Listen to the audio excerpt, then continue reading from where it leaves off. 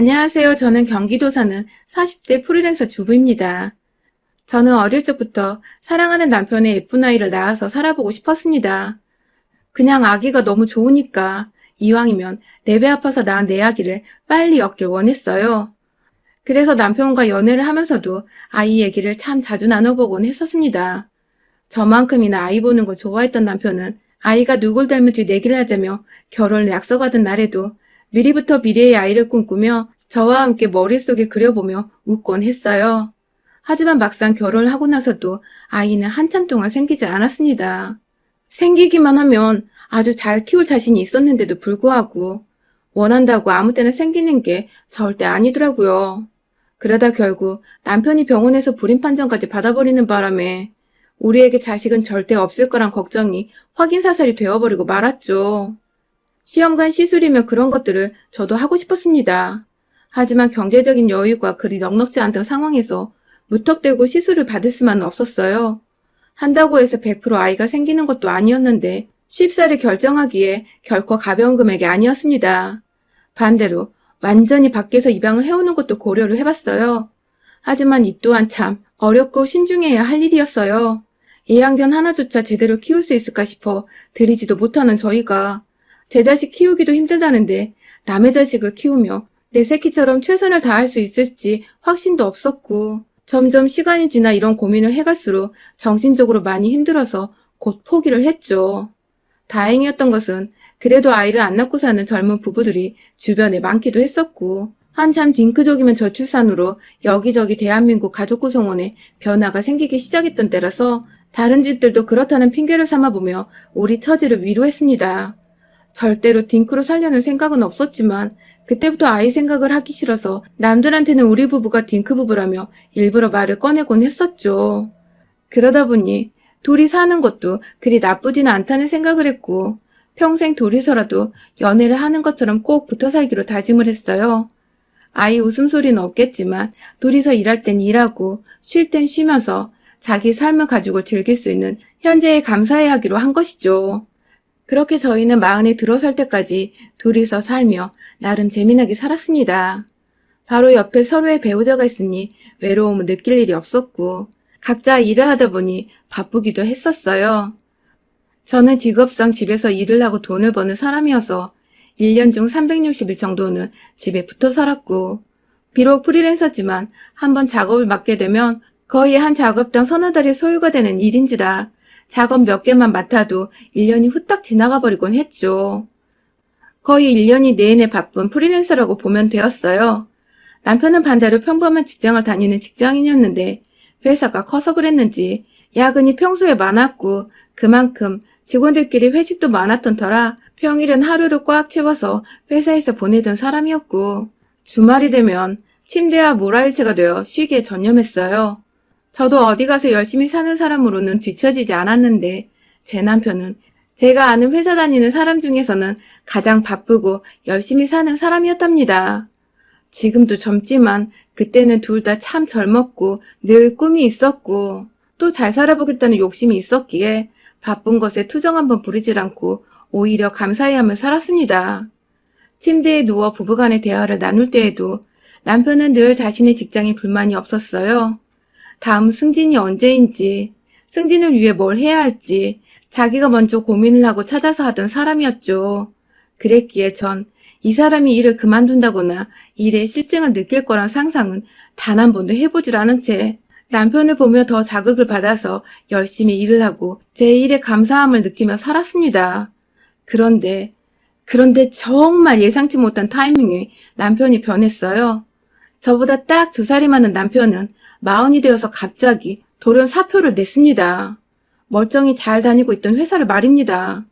상사와 딱히 문제가 있었던 것도 아니고 지금까지 승진도 밀리지 않고 척척 해왔던 사람인데 갑자기 사표를 냈다는 말만 툭 던지던 남편의 태도에 솔직히 어이가 없었습니다.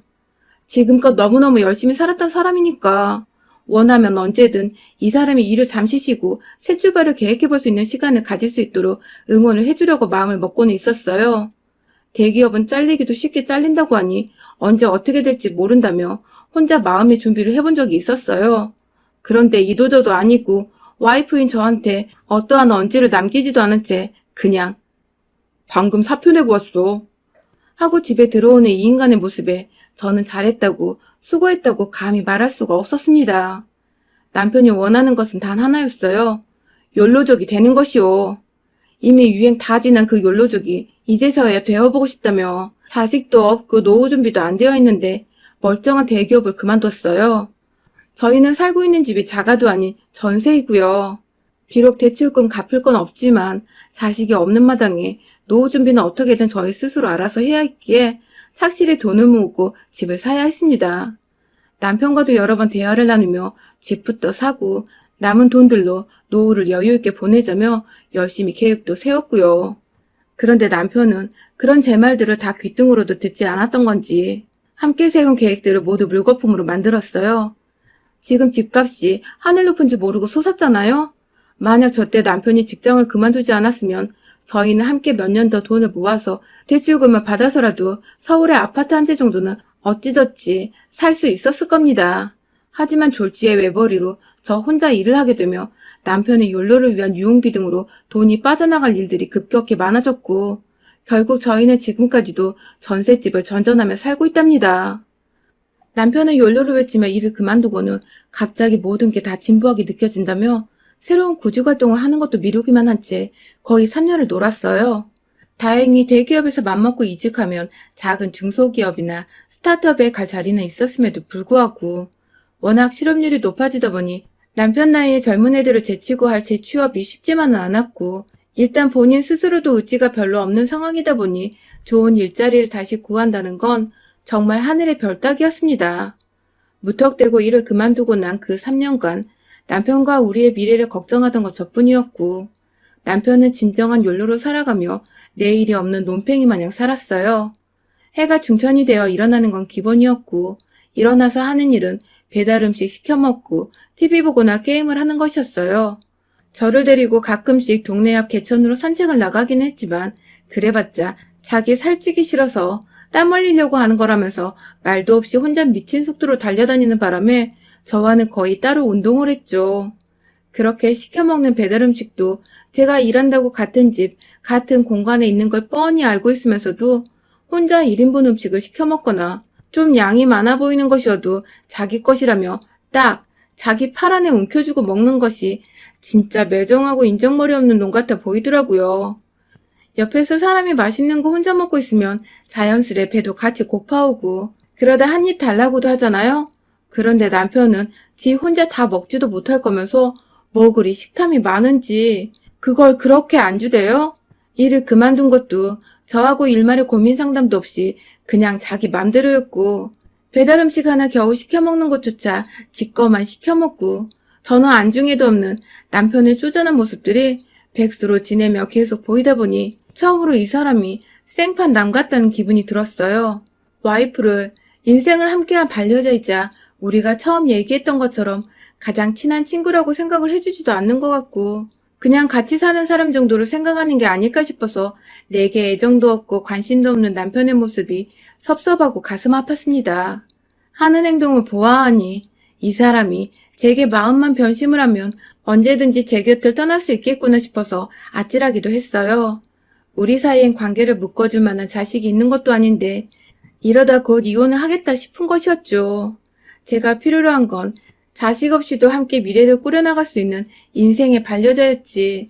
그냥 형식적인 법적 관계 속에서 한 집에 살며 없는 듯 대하며 사는 남자 사람이 아니었으니까요.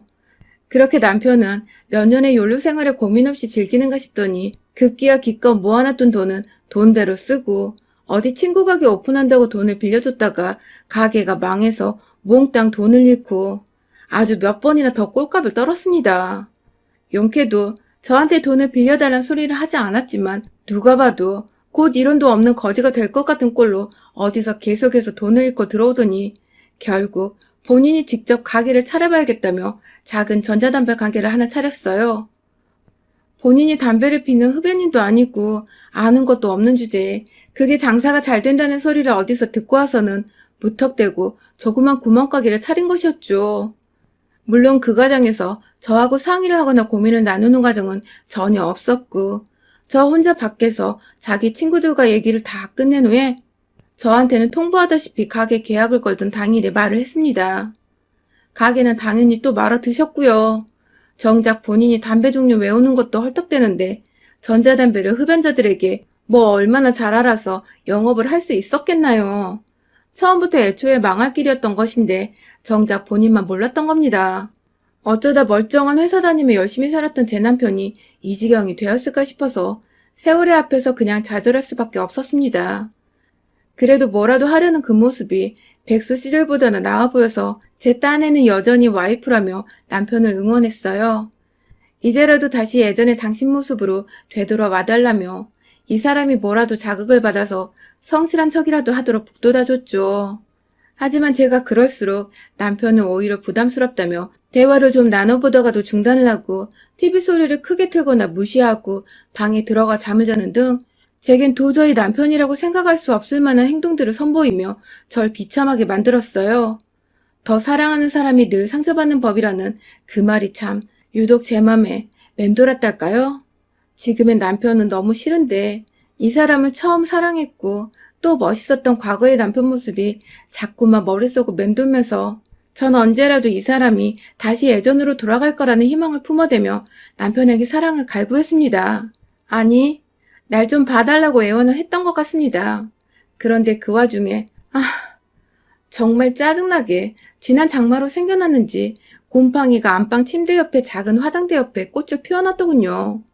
집에서 보내는 시간이 너무도 많은 저희 부부에게는 당장에 해결하지 않으면 안 되는 중한 일이었습니다. 안 그래도 남편한테 받은 스트레스로 몸이 말라가며 면역력이 상해서 몸이 성취하는데 자다가 비스듬히 옆으로 고개만 돌려도 보이는 곰팡이로 잠을 잘 수가 없었어요. 도배업체를 알아보는데 이 조그만 곰팡이 해결까지 하려니 가격도 비싸고 남편한테 하소연을 하면 어쩌냐고 하면 남편은 TV를 보다가 그냥 우리가 해야지 그럼 하면서 별 고민이 안 된다는 듯이 대충 넘겼어요. 그 말에 아주 진이 쭉 빠져서 도움이 안 된다는 생각을 하던 중 그게 틀린 말은 아니더라고요. 인터넷을 찾아보니 셀프 시공을 하는 사람도 많고 비용도 훨 절감이 되길래 저도 푼돈 아껴보겠다고 직접 낙스칠해서 곰팡이를 없애고 그냥 그 한쪽 벽의 벽지를 새로 바꿔보기로 했습니다. 다만 손이 많이 필요한 작업인데 저는 평일에 일을 해야 하니 주말에 후다닥 작업을 끝내도록 남편에게 제대로 부탁을 했어요. 재료 준비부터 다 내가 할 테니 벽지 도배할 때 옆에서 조금씩 도와달라고 말입니다. 가게 말아먹고 할 일이 딱히 없었던 남편은 당연히 주말에도 어디 안 가고 집에 있었을 거니까 충분히 저를 도와줄 시간이 있었습니다. 여기가 다른 곳도 아니고 자기 집인데 와이프 혼자 설마 도배를 하도록 내버려두진 않을 거라 생각해서 딱히 고민할 건 없었어요. 그러다가 금요일이 되어 택배로 주문한 재료들을 다 모아놓고 다음날 오전 일찍부터 시공을 해보려 열심히 영상도 구경했고 팁도 알아봤는데요. 남편은 옆에서 천하태평하더라고요. 난 안 봐도 돼 하면서 본인이 잘한다는 듯이 말을 하는데 그게 또 믿음이 가서 저도 별말 안 했고요. 그런데 일이 시작되어 벽지를 뜯는 동안에 남편은 하나도 도와주지 않았어요. 느지막이 일어나서는 벽지 뜯는 소리를 듣고 밖에 나가더니 소파에서 또 한참을 자다 일어나더라고요. 도배에서 벽지 뜯는 게 전체 일 중에 가장 힘든 작업이거든요. 막 벽지 불려서 긁어서든 손으로든 벽에 있는 걸 떼내야 해서 손도 많이 가는데 제가 죽는 소리를 내도 한번 와보질 않더라고요. 천만 다행히도 방 안에 있는 한쪽 벽만 해결하면 되는 거라 금방 끝나긴 했는데 진짜 속에서 조금씩 열이 받기 시작했어요. 혼자 락스칠해서 곰팡이까지 완전 제거를 해내고 이젠 벽지를 붙이려고 막 풀을 만들었어요. 시중에 파는 것으로 사서 물로 섞어주기만 하면 되는 거라 비교적 작업은 간단했죠. 그런데 이 간단한 풀을 만들다가 순간 화가 났어요. 기껏 어렵고 힘든 작업 다 끝내놓고 이제 쉬운 일을 하는 중인데 밖에서 도와주겠다던 남편은 그제서야 슬금슬금 안방으로 와서는 절 도와주려고 옆에서 알짱거리더라고요. 뭐 할 거 없냐며 제가 풀어놓은 벽지를 막 구경하며 풀 바르는 걸 보더니 대충 그거 섞어서 바르고 붙이면 끝이네 하면서 도로 밖으로 나가던 남편. 저도 모르게 그 사람을 따라 나가서 세웠어요. 도와준다고 하질 않았냐고 물어보니 남편이 그러더군요. 알아서 잘 하더만 하고 말이죠. 제가 알아서 잘한 게 아니라 옆에서 퍼들러 자니까 어쩔 수 없이 혼자 한 건데 남편은 그게 또 제가 혼자 잘하니까 아무것도 안 도와준 거라며 핑계를 댔어요. 코까지 골아가며 자는 게 미워도 남편이라고 재워놨더니 한다는 소리가 참 기운이 쏙 빠지는 게 더 말을 섞고 싶지 않아서 도로 방 안에 들어왔어요. 풀을 마저 섞으려는데 이번엔 남편이 절 따라왔어요. 왜 말을 하다 말고 혼자 방 안으로 들어가 버리냐며 너 대화하는 자세가 왜 그 모양이냐며 이번엔 제 태도가 기분이 나빴다며 화를 내더군요. 네, 괜히 지가 자고 있는 게 뻘쭘했으면서 제가 화를 내니 지 기분이 상해서 이유 없이 제 대화 태도를 들먹이며 화를 내는 것이었죠. 안 봐도 생각하는 게 뻔한 이 사람. 한참 안방에서 왜 표정이 그 모양이냐고 화를 내고 그만하라는데도 짜증을 부리는데 아휴 진짜 입을 확 닫아버리게 하고 싶더라고요. 정말 마지막 한 번만 더 내 앞에서 소리를 지르면 저 입을 꼬매버려야겠다고 생각을 하고 있던 그 순간 결국 남편은 계속해서 저한테 짜증을 부리며 도배를 도와주지도 않으면서 옆에와 자기 기분을 상하게 했다고 화를 냈고 전 그만 제 분노를 조절하지 못하고야 말았습니다. 섞어 있던 풀이 담긴 통 하나를 들고 제자리에서 일어서자 순간 남편을 쫄아서 뒷걸음질을 쳤고 그 모습이 더 찌질해 보인 바람에 전 그 도배풀을 그대로 남편의 얼굴을 향해 명중시키듯 던져버리고 말았습니다.